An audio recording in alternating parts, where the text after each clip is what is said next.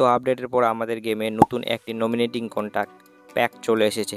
এখন প্রশ্ন হলো কোন প্লেয়ারকে আপনি সাইন করাবেন বা কোন প্লেয়ারটি আপনার জন্য বেস্ট হবে, সব কিছু আজকের এই ভিডিওতে জানাবো ও শেষে আমার পছন্দের প্লেয়ারগুলির নামও বলবো। এবার যদি প্যাকটির কথায় আসি তাহলে এই প্যাকের মধ্যে মোট 6টি প্লেয়ার অ্যাভেলেবেল আছে, তার মধ্যে 5টি 5 স্টার ও একটি 4 স্টার কার্ড। এখন এই প্যাকটির ফার্স্ট প্লেয়ার গাভি এর কথা বলি তাহলে এই প্লেয়ারটি স্ট্যান্ডার্ড ফর্ম এর একটি কার্ড এবং প্লেইং স্টাইল হলো হোল প্লেয়ার। এর সাথে সিএমএফ, এএমএফ ও লেফট উইং এ খেলতে পারে।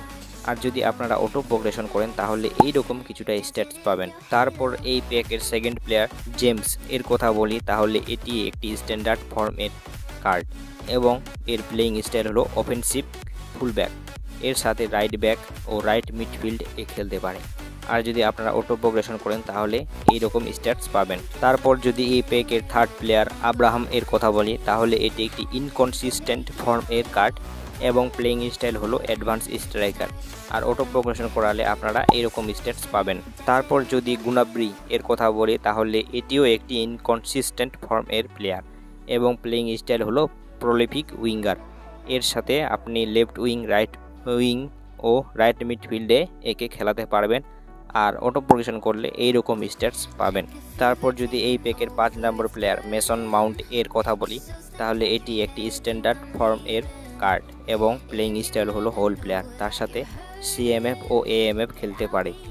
এর যদি আপনারা অটো প্রোগ্রেশন করেন তাহলে আপনারা এইরকম স্ট্যাটস পাবেন। তারপর যদি এই প্যাকের 6 নম্বর প্লেয়ার ট্রায়ন মিংস এর কথা বলি তাহলে এটি একটি স্ট্যান্ডার্ড ফর্ম এর কার্ড এবং এর প্লেইং স্টাইল হলো ডিস্ট্রয়ার আর সেন্টার ব্যাক ও লেফট ব্যাক পজিশনে খেলতে পারে। আর আপনারা যদি একে অটো প্রোগ্রেশন করেন তাহলে এইরকম স্ট্যাটস পাবেন। এখন প্রশ্ন হলো আপনি কাকে সাইন করাবেন। তো যদি আপনার স্কোয়াডে সিএমএফ পজিশন এর প্লেয়ার লাগে তাহলে আপনি গাভিকে সাইন করাতে পারেন। আর যদি right back position a player প্রয়োজন হয় তাহলে আপনি জেমসকে সাইন করাতে পারেন।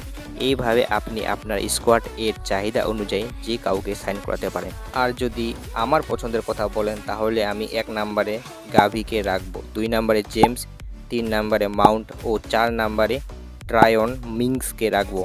আর আমি আব্রাহাম ও গুনাব্রিকে বাদ দিলাম, তার একটাই কারণ হচ্ছে তাদের ফর্ম ইনকনসিস্টেন্ট। তো আজকের ভিডিওটি আপনাদের কেমন লাগলো কমেন্টে অবশ্যই জানাবেন। আর এরকম অনেক ইন্টারেস্টিং ভিডিও দেখার জন্য আমাদের চ্যানেলটিকে সাবস্ক্রাইব করে পাশে থাকবেন। ধন্যবাদ।